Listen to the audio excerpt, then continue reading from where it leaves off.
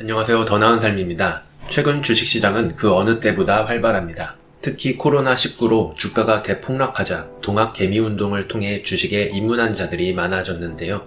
하지만 주식시장은 살벌한 곳입니다. 자신이 그래도 평균 이상은 할 것이라고 접근한 자들의 주머니를 서서히 강탈해가는 곳이죠. 평범한 개미들이 좋은 기업을 알아보고 현명한 투자의 길을 걷는다는 건 불가능에 가깝습니다. 봐야 할 게 한두 가지가 아닙니다.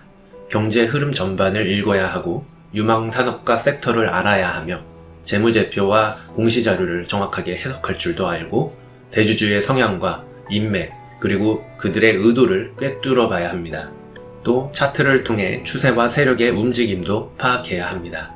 고수라면 정말 막대한 수익을 낼 수 있는 게 주식바닥이지만 생업에 종사하면서 이 모든 걸 챙기면서 투자한다는 건 쉽지 않아 보입니다.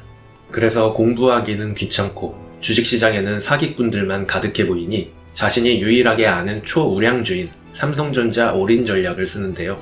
별로 좋은 투자 전략이라 보긴 어렵습니다.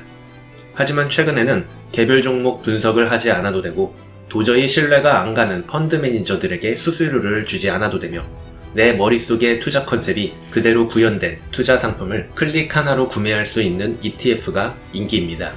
또 해외 기업이나 다른 나라 지수에 투자도 할 수 있기에 세상이 돌아가는 큰 그림을 볼 수 있으나 개별 종목을 분석하는 기술이 없는 투자자들에게 많은 사랑을 받고 있습니다.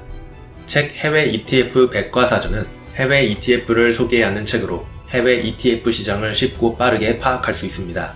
이번 영상에서는 ETF가 어떤 금융상품인지 어떤 특장점이 있는지 알아봄으로써 우리의 재테크 수단에 대한 지식을 하나 더 늘려보는 시간을 갖도록 하겠습니다. ETF는 Exchange Traded Fund의 약자로 인덱스 펀드에서 한 단계 진화한 금융상품입니다.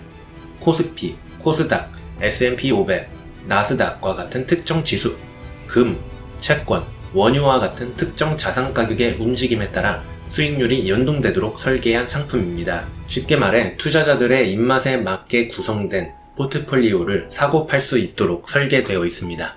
앞으로 인도가 뜰 것 같다면 인도 관련 ETF를 사면 되고 앞으로 전기차가 유망할 것 같다고 생각한다면 전기차 ETF를 사면 됩니다. 그럼 해외 ETF 투자의 장점에 대해 알아보겠습니다. 첫 번째 장점은 달러로 투자된다는 점입니다. 해외 ETF는 미국 주식시장에서 거래되는 금융상품을 말하기에 미국 달러로 환전해서 투자해야 합니다. 달러는 지구상의 통화 중 가장 영향력이 높고 비중도 가장 높습니다. 그래서 일부러 달러에 투자하는 사람들도 많죠. 해외 ETF에 투자를 하게 되면 자동으로 외화에 투자하게 됩니다. 두 번째 장점은 다양한 투자 대상과 특색 있는 상품이 많다는 점이죠. 미국은 국내보다 5배 정도 많은 약 2240종목의 ETF가 있습니다. 종류도 다양하고 세분된 투자 대상을 고를 수 있습니다. 각 국가의 주가 지수를 추정하는 ETF, 기업의 크기에 따라 대형주, 소형주만 골라 투자하는 ETF, 주요 헬스케어 기업들만 모아놓은 ETF, 세계 최고 기업들만 모아놓은 ETF, 소비주만 모은 ETF, SNS 기업만 모은 ETF 등등 끝도 없이 많습니다. 또 주가의 2배, 3배를 추정하는 레버리지 ETF, 주가가 떨어지면 오르는 인버스 ETF도 있습니다. 즉, ETF는 각종 금융상품들을 작게 쪼갠 다음 컨셉에 따라 이어 붙인 것이라 생각하면 됩니다. 세 번째 장점은 수수료가 저렴하다는 점입니다. 해외 펀드의 연간 수수료는 1.12%로 해외 ETF의 연간 수수료 0.2%에 비해 높습니다. 기껏해야 1% 차이 별것 아니라고 할 수 있지만 3년 누적되면 이야기는 달라집니다. 거의 3% 가까이 차이가 납니다. 적지 않은 금액입니다. 사실 펀드 매니저의 진짜 능력은 투자를 잘하는 게 아니라 화려한 언변으로 신뢰감을 형성하거나 유명해짐으로써 돈을 끌어들이는 능력이라는 걸 모르는 사람은 없습니다. 이들의 월급은 수수료에서 나오기 때문에 펀드 상품은 본질적으로 비쌀 수밖에 없습니다. 하지만 ETF는 펀드 매니저가 없습니다. 정해진 기초 자산을 추정할 뿐입니다. 네 번째 장점은 그 자체가 분산 투자 기능을 가집니다. 하나의 주식이 아닌 묶음으로 구매하는 것이라 여러 종목을 골라 투자하지 않더라도 자동으로 여러 종목을 구매한 것과 같은 효과입니다. 다른 전기차 주식은 다 오르는데 내가 투자한 전기차 주식만 오르지 않는 경우와 같은 비극을 피할 수 있습니다. 여러 전기차 주식에 분산 투자되기에 전기차 섹터에 수급이 몰리기만 한다면 수익을 안정적으로 가져갈 수 있습니다. 그렇다면 책 해외 ETF 백과사전에서 소개하는 해외 ETF의 종류들 중 몇 개를 살펴보면서 해외 ETF 상품에 대한 감을 잡아보도록 하겠습니다. 일단 상품명 구조부터 알아봅시다. 그래야 이 ETF가 어떤 특성을 가지는지 한눈에 파악할 수 있습니다. SPDR S&P 500, SPY. 맨 앞에 SPDR은 해당 ETF를 설계한 운용사 스테이트 스트리트의 브랜드명입니다. 그리고 다음 S&P 500은 추정하는 지수를 말합니다. 이 상품은 미국 S&P 500 지수를 추정한다고 볼 수 있겠네요. 괄호에 나온 SPY는 티커라고 부릅니다. 상품명이 너무 길다 보니 짧게 알파벳 기호로 표기합니다. 한 개 더 볼까요? iShare MSCI EAFE ETF.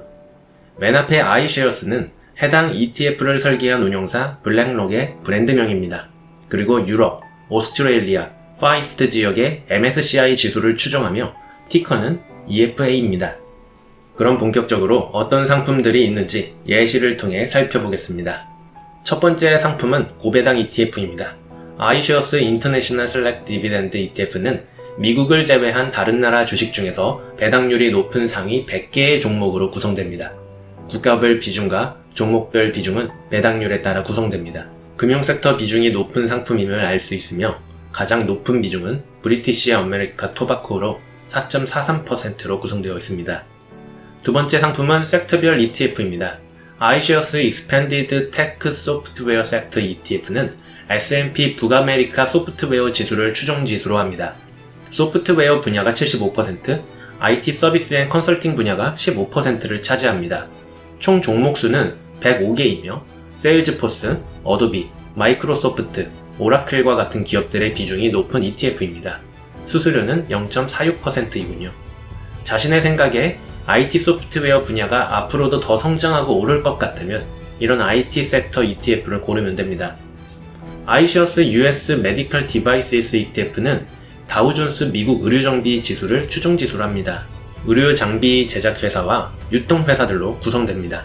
종목수는 58개이며 메드로토닉, 에번레버로토리스, 서모피셔 사이언티픽과 같은 회사의 비중이 높은 ETF입니다.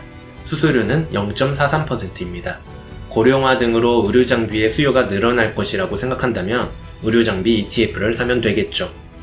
뱅가드 리얼스테이트 ETF는 MSCI 미국 리츠 지수를 추정합니다. 리츠란 투자자들로부터 자금을 모아 부동산이나 부동산 관련 회사 지분에 투자하는 회사를 의미합니다. 해당 ETF는 상업용 리츠가 42%, 특화된 리츠가 38%, 주거용 리츠가 15%로 구성됩니다. 주요 종목인 아메리카 타워와 크라운 캐슬 인터내셔널은 모두 통신기지국 임대사업을 하는 리츠인데요. 아메리카 타워는 전 세계에 17만 대를 소유하며 크라운 캐슬 인터내셔널은 4만 대의 타워를 미국에 소유하는 회사입니다. 세 번째 상품은 테마별 ETF입니다. 글로벌 X 소셜미디어 ETF는 소셜미디어 기업과 소셜 네트워킹을 제공하는 기업을 추정지수로 구성합니다. 소셜미디어 기업들 42개로 구성되어 있습니다. 우리나라 기업 비중이 10%가 넘는 ETF로 네이버가 큰 비중으로 들어가 있습니다. 미국 ETF를 샀는데 국내 코스피 기업을 매수하게 되네요. 우리나라도 글로벌 시장에서 한 자리 차지하고 있음을 알 수 있습니다. 글로벌 X 로보틱스 앤 아티피셜 인텔리전스 ETF는 AI, 로봇공학, 산업로봇, 자동화, 자율주행차 등에서 활동하는 기업들을 지수로 구성합니다. 종목수는 39가지죠. 세계적 로봇 강국이라는 일본의 비중이 49% 이상을 차지하고 있습니다. 지금까지 책 해외 ETF 백과사전을 통해 ETF가 무엇인지 어떤 상품들이 있는지 간략하게 예시를 통해 살펴보았습니다. 아마도 여러분이 유망하다고 생각해 투자하고 싶은 컨셉들은 분명 ETF로 구성되어 있을 것입니다. 무엇보다 중요한 건 우리의 판단이 정말 제대로 된 것인지 여부이지만 말이죠. 좋은 판단력과 안목이 있고 투자 공부를 열심히 한다면 해외 ETF란 투자 수단은 투자 성과를 더욱 높여줄 것입니다. 하지만 아무리 좋은 투자 수단이라도 이를 도박성 투기 수단으로 곧버스 몰빵과 같은 무모한 전략을 쓴다면 그 결과는 별로 좋지 않을 듯 합니다. 좋은 자전거 샀다고 자전거 다 잘 타는 것 아닙니다. 중요한 건 심장과 다리, 즉 엔진입니다. 그리고 좋은 심장과 다리는 열정과 노력으로 만들어지는 것이겠죠. 이상 더 나은 삶이었습니다.